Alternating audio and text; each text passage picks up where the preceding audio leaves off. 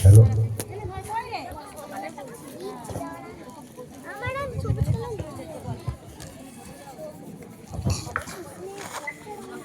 তুলসীগেরিয়া শিশু মেলায় আজকে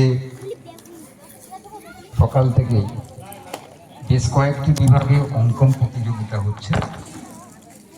আর কিছুক্ষণ পরেই আমাদের মানবাধিকারের উপরে এক মহতী আলোচনা সভা অনুষ্ঠিত হবে। ইতিমধ্যে পশ্চিমবঙ্গ মানবাধিকার কমিশনের চেয়ারম্যান